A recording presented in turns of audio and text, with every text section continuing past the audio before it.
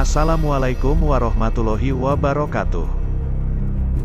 Halo sahabat motivasi Islam, dalam kitab Risalah Nawadirul Hikayah karya Ahmad Syihabuddin, diriwayatkan dari Aisyah istri Nabi Muhammad, bahwa suatu saat ia telah membeli seorang jariyah, seorang budak wanita.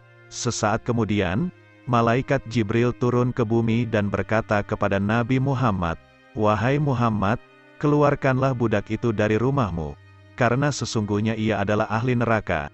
Perintah Jibril. Nabi pun mengutarakannya kepada Aisyah. Lalu Aisyah pun dengan perasaan iba, melepas kepergian sang budak. Bagaimana Aisyah tidak bersedih, jika tiba-tiba saja turun wahyu bahwa budak tersebut harus dikeluarkan dan tercatat sebagai ahli neraka. Padahal, Aisyah tanpa tahu menahu sebab, mengapa ia ditakdirkan menjadi ahli neraka. Dengan wajah penuh kasih, Aisyah pun melepas kepergiannya dengan memberi beberapa kurma sebagai bekal. Di tengah jalan, sang budak merasa kelelahan. Teringat ia akan bekal yang dibawakan oleh majikannya Aisyah.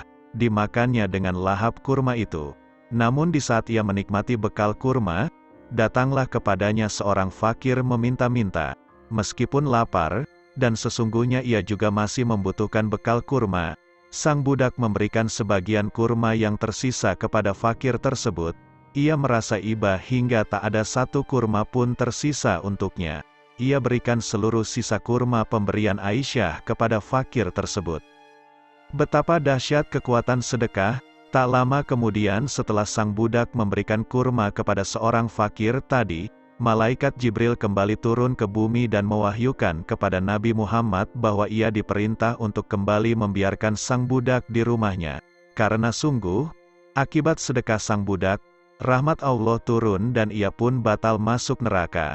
Sahabat motivasi Islam, itulah kisah seorang budak batal masuk neraka hanya karena sedekah.